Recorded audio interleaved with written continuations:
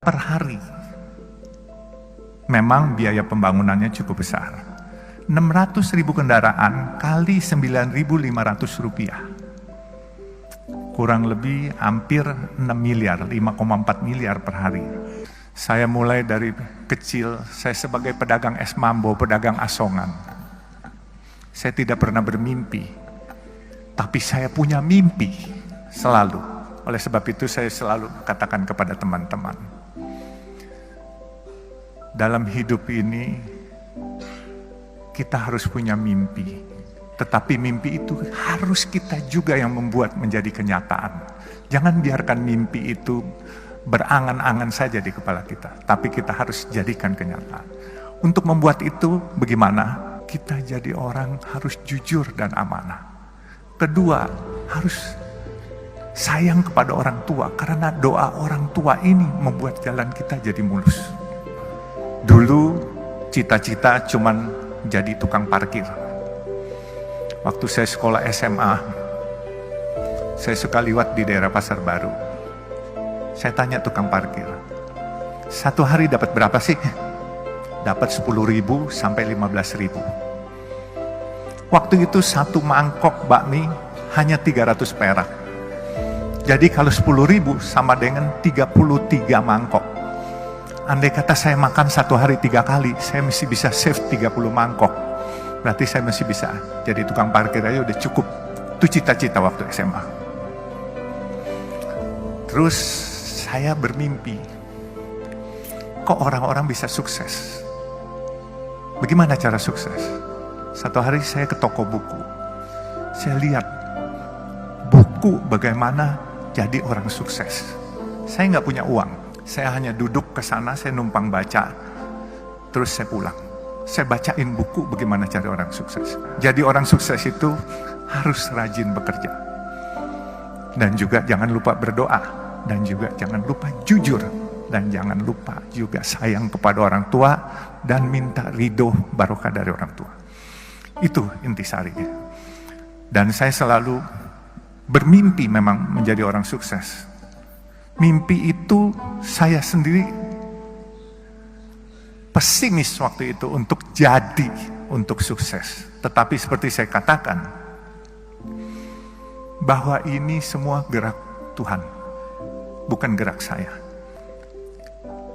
Tetap kadangkala jatuh bangun itu pasti.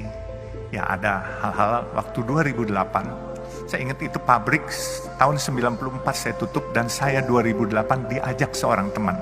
14 tahun saya pensiun itu ibaratnya nggak ada kerjaan. Diajak seorang teman untuk ikut di perusahaan pemboran minyak lepas pantai. Tapi 1 tahun saya bilang ini bukan bidang saya. Kemudian saya tahun 2012 saya ditawarkan oleh pemegang saham yang sedang berantem, pemegang saham jalan tol Citra Marga Nusa Pala Persada. Itu jalan tol dalam kota, dan sekarang ini kalau perusahaan tol swasta terbesar adalah Citra Marga. Saya ceritakan juga, inilah mungkin yang paling penting. Waktu saya masuk di Citra Marga, ini pemegang sahamnya berantem, menanyakan kepada saya, kamu berani nggak jadi direktur utama? Saya bilang, kenapa harus saya? Karena ini raksasa-raksasa lagi pada berantem semua. Waktu itu Citra Marga yang punya adalah Ibu Tutut diantaranya. Terus ada Robi Sumampau, Robi Kete. Dan ini naga-naga semua lah. Kebenaran saya ini kelahiran Kalimantan Timur, dari Sungai Mahakam saya lahir. Lalu saya jawab sama teman-teman saya, selama enggak nyuri, saya berani apa saja saya bilang, dan tidak korupsi. Akhirnya saya ditunjuk sebagai direktur utama. Di waktu saya ditunjuk sebagai direktur utama, saya melihat karena ini perusahaan publik, pemegang sahamnya ini banyakkan institusi-institusi asing. Saya lihat ini perusahaan bagus. Kenapa saya bilang bagus?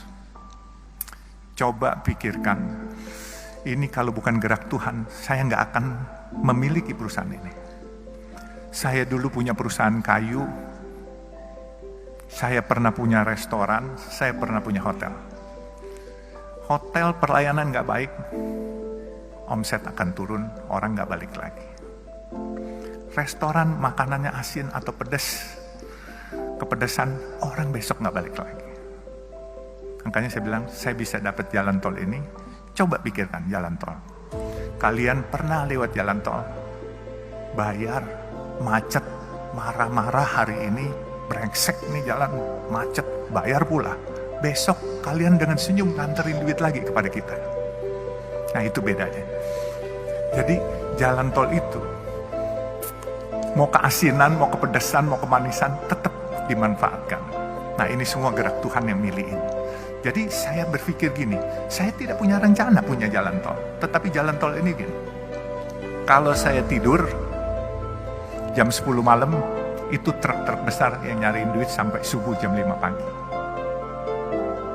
Kemudian kalau saya lagi melek bangun, sedan-sedan dan kendaraan umum dari jam 5 pagi sampai jam 10 malam. Nah jadi itulah perkembangan jalan tol. Bisnis ini beda dengan hotel, dengan restoran, dan yang lain-lain. Nah, saya bisa ceritakan, waktu saya lihat perusahaan ini bagus, saya kumpulkan teman-teman saya. Teman-teman saya dari berbagai macam suku. Mereka tanya sama saya, bagaimana? Saya bilang, gampang, siapin aja dananya, saya bikin asing ini keluar barangnya. Jadi waktu itu saya direktur utama, apa yang saya sebut itu pasti bereaksi market. Tapi waktu itu memang saya menyebut ingin membeli sesuatu barang, itu asingnya ketakutan.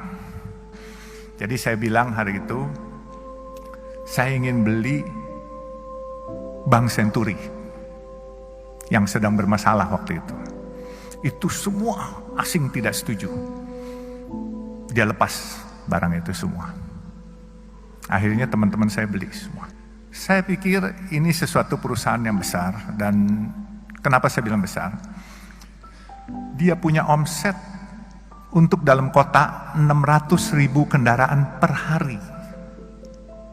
Memang biaya pembangunannya cukup besar.